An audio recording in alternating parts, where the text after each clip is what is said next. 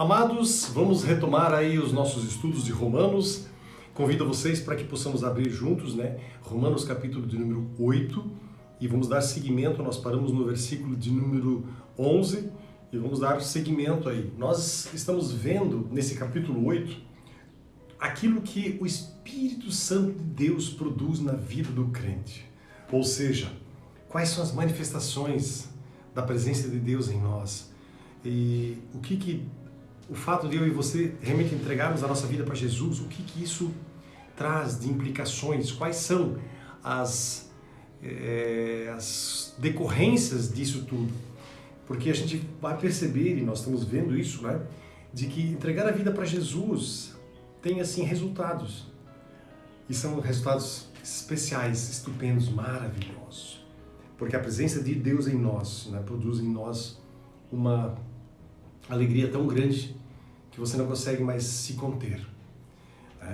Então, convido vocês, vamos juntos abrir, capítulo de número 8, a partir do versículo do número 12, mas antes vamos falar com Ele. Pai querido, muito obrigado, Pai, por esse momento que nós podemos ter aqui agora.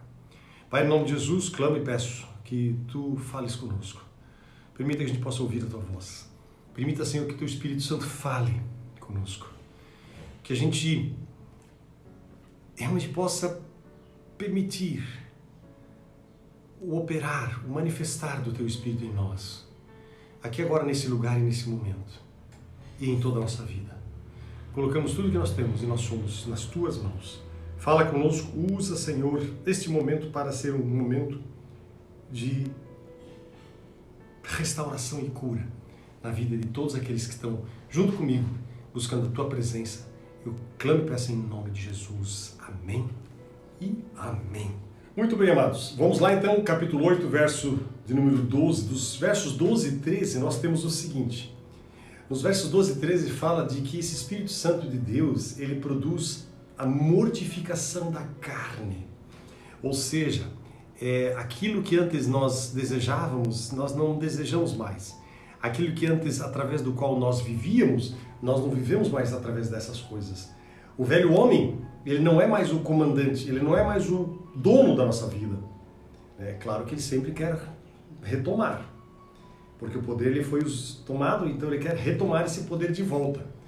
Mas, em Cristo Jesus, nós somos outras pessoas, somos outra pessoa.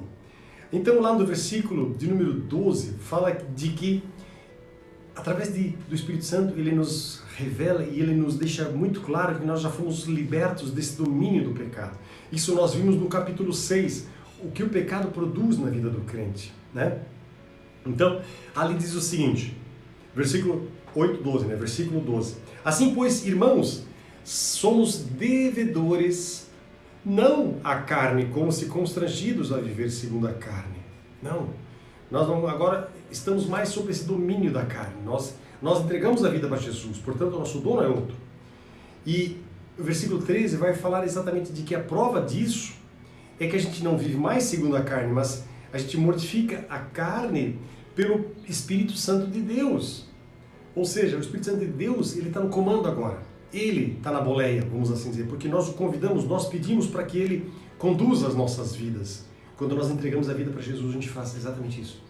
Muda de senhorio e pede, Deus, toma a direção da minha vida. E o Espírito Santo vem e faz isso em nós. O versículo 13 diz assim, porque se viverdes segundo a carne, caminhais para a morte.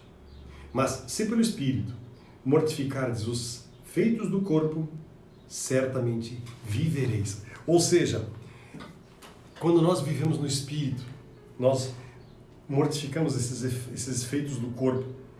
Não é que nós, o Espírito Santo em nós faz isso, porque nós não temos poder nenhum para fazer esses negócios aí.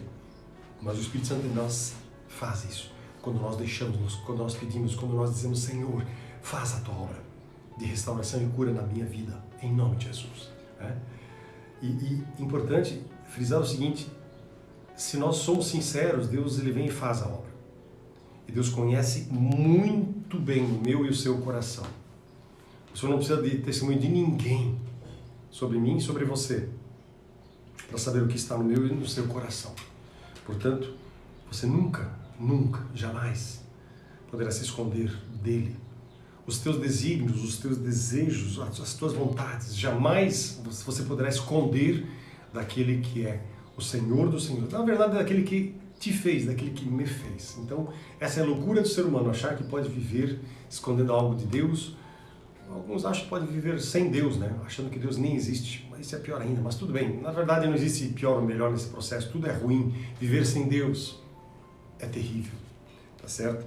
E aí no versículo adiante, nos versículos 14 e 15, Paulo vai dizer assim que o Espírito, ele guia o cristão. Ele conduz, dirige, e ele o faz de tal maneira que o cristão, ele sabe que ele é filho de Deus. Ele não é mais criatura. Ele é filho de Deus. Mas a todos quantos receberam a ele, Jesus Cristo, deles o que? O poder de serem feitos filhos de Deus. A saber, aos que creem no seu nome. Então, aquele que entregou a vida para Jesus sabe que ele é filho de Deus, guiado para as coisas de Deus. Ou seja, o próprio Espírito Santo dentro da gente, ele nos leva, nos conduz, nos dirige para aquelas coisas que são de Deus. E interessante que um tempo atrás eu vi um pregador, um teólogo falar que a gente sabe que a verdadeira conversão ela acontece quando os nossos desejos e as nossas vontades são transformadas. Você está percebendo o que quer dizer isso, gente? Que quando o meu desejo e minha vontade foi mudada, foi transformada, foi alterada, ou seja, os meus desejos, minha vontade já não é mais chafurdar no pecado, na lama do pecado, não.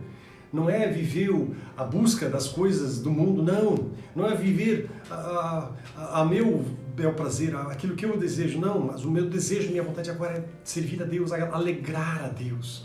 Quando o meu desejo é esse e o seu desejo é esse, alegrar a Deus, nós estamos no lugar certo. Nós somos guiados por Ele, para Deus. Por Ele e para Ele. Ah, isso é maravilhoso. E essa é a prova de que nós somos seus filhos. Olha só o que está escrito no versículo 14.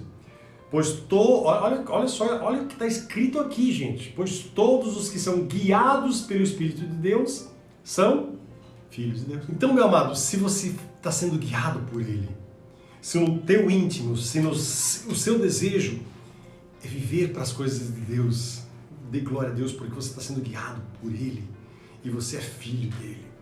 Então aqui nós temos uma prova inequívoca do testemunho do Espírito Santo dentro de nós. Com isso aqui nós podemos ter uma convicção de que nós somos filhos de Deus. Porque há um tempo atrás estava eu num velório, um senhor de idade, de seus 70 e lá vai pedrada anos, conversando, pois é, ele me dizia assim, a gente não sabe, né, para onde que a gente vai, a gente não sabe como vai ser a nossa vida. Eu fiquei pensando assim, eu disse, não, nós sabemos sim, quando nós somos de Cristo, nós sabemos isso. Não, confesso para ti que eu não sei se ele entendeu o que eu falei, né? Mas a Bíblia diz que aqueles que são de Deus, aqueles que são guiados pelo Espírito de Deus, eles são filhos de Deus. Se você tem esse testemunho interior no seu coração, você sabe para onde vai. Você sabe onde você está. Você sabe para onde você vai. Você não vive a incerteza, o medo. Não. Você vive na convicção, eu sei para onde eu vou. Eu sei em quem tenho crido. Eu estou bem certo que Ele é poderoso para me guardar até o dia final. Deus faz isso na vida daquele que o busca. Ou seja, essa é a prova de que nós somos filhos do Senhor dos Senhores e Rei dos Reis. Aí lá no versículo 15, e aí ele vai dizer o seguinte, que nós não somos mais escravos, mas agora nós somos filhos. Olha só, versículo 15. Porque não recebestes o espírito de escravidão, não, para viverdes outra vez atemorizados, porque viver na lei, na carne, é viver atemorizado, né? Mas recebestes o espírito de adoção, baseados no qual clamamos, Abba, Pai. Abba é uma expressão, é uma palavra em hebraico que quer dizer paizinho, pai querido, meu pai querido.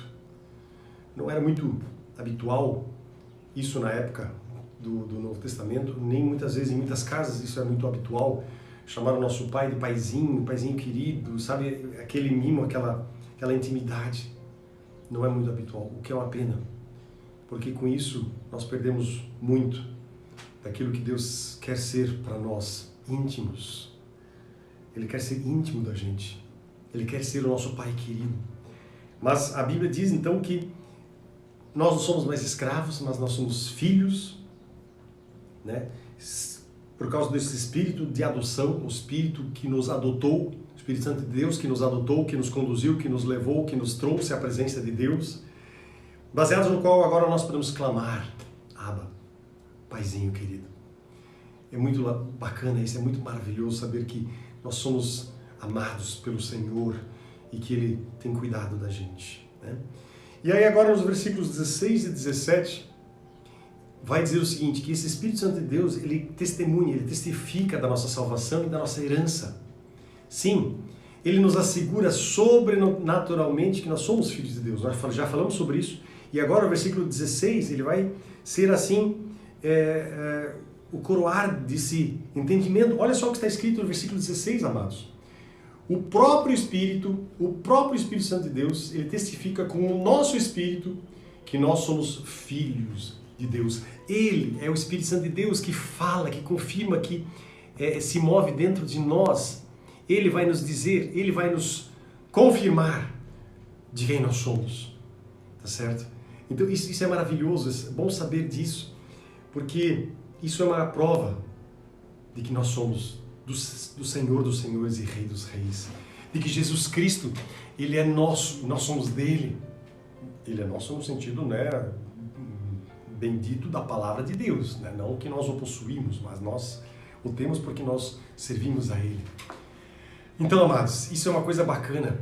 E a palavra de Deus, lá no versículo 17, agora, ele vai dizer que Ele, o Espírito Santo de Deus, ele nos assegura que nós vamos herdar o mundo. Olha aqui, ó. Ora, se somos filhos, somos também herdeiros, herdeiros de Deus e co-herdeiros com Cristo. E se com Ele sofremos, também com Ele seremos glorificados. Nós vamos herdar a herança que Ele nos garantiu, granjeou, que Ele conquistou para nós. Nós somos co-herdeiros junto com Cristo Jesus das coisas de Deus, das coisas do mundo. E com Ele nós seremos também glorificados. Bem entendido aqui que essa glória é nossa porque nós nos apropriamos dela, ou porque, melhor dizendo, porque nós nos vestimos, ou o Senhor nos vestiu dela. Não que nós consigamos, né, essa glória por nossa própria disposição, não. Mas o Senhor, Ele nos veste dessa glória. E aí nós temos essa glória, essa alegria de poder pertencer a Ele, o Senhor dos Senhores.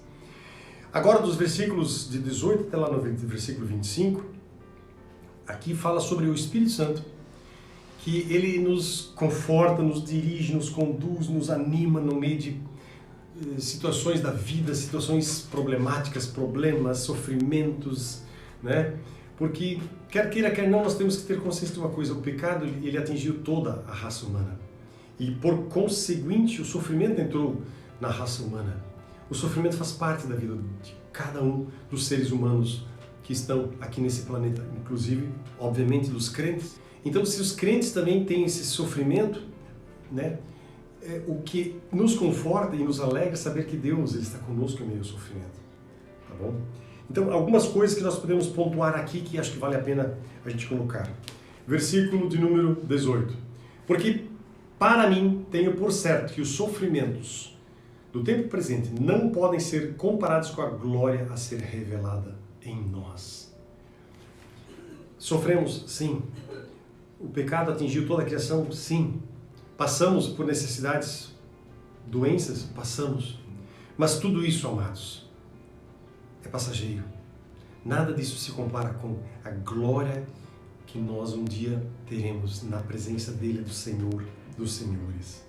E aí no versículo 19 ele vai dizer o seguinte também, uma coisa bem interessante: a ardente expectativa da criação aguarda a revelação dos filhos de Deus. O que quer dizer isso?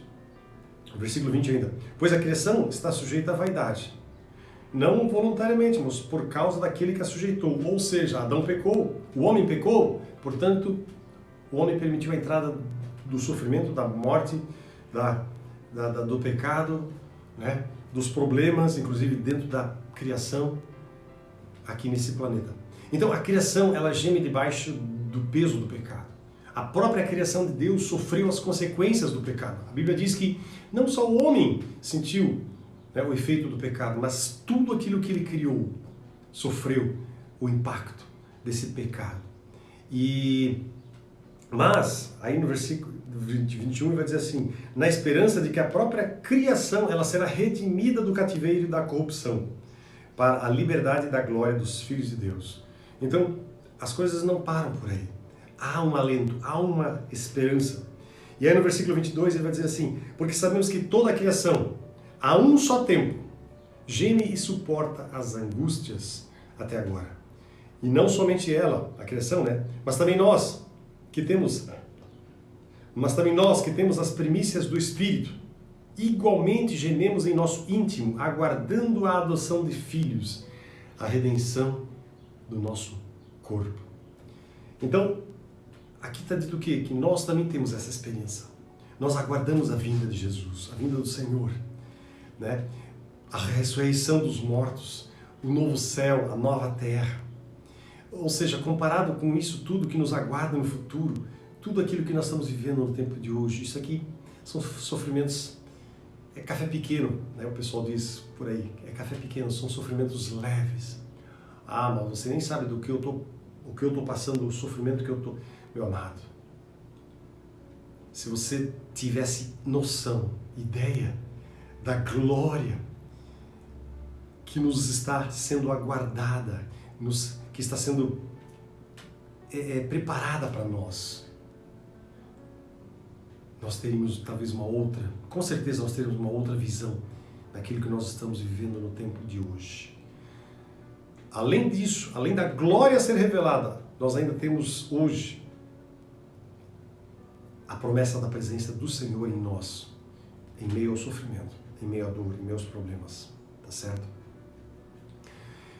E o interessante é que o Espírito Santo é que nos convence, nos conforta com tudo isso que nós estamos passando, porque na esperança fomos salvos. Ora, esperança que se vê não é esperança, pois o que alguém vê, como pode esperar, né? Mas se esperamos o que não vemos, com paciência o aguardamos. Nós estamos esperando a redenção completa, final de todas as coisas. Ou seja, o momento em que Deus sim vai dar um basta em tudo. E aí sim, novos céus e nova terra serão realidade na nossa vida, na nossa caminhada. Essa é a promessa do Senhor. Essa é a promessa dele para mim e para você. Meu amado, fica com essa promessa, fica com essa convicção no seu coração de que Deus tem o melhor preparado. Nem olhos viram, nem ouvidos ouviram, nem jamais penetrou em coração humano que Deus tem preparado para aqueles que o amam. Meu amado, se você o ama, grandes coisas estão preparadas para nós. Outra pergunta importante: o Espírito Santo, ele testifica no seu coração de que você é filho dele? Por favor. Se não, se tem que ter aí uma entrega ainda, meu amado, não se demore. Não se demore. Coloque a sua vida nas mãos dele, do Senhor dos Senhores. Amém? Vamos terminar orando. Pai querido, obrigado por esse momento. Obrigado pela tua presença, teu carinho, cuidado para conosco. E obrigado que podemos falar contigo sabendo que tu és Deus, Rei e Senhor. Abençoa a vida de cada Pai, que está junto comigo, lendo, meditando, orando, buscando a tua presença. E permite que o nome de Jesus seja engrandecido, exaltado e glorificado através das nossas vidas e em tudo que nós viemos a fazer. Que a nossa vida esteja pautada pela tua presença, pelo teu Espírito. Meu Deus, em nome de Jesus, derrama teu fogo, tua glória, tua graça e tua paz sobre cada coração que está junto comigo buscando a tua presença. Eu oro em nome de Jesus. Amém e amém.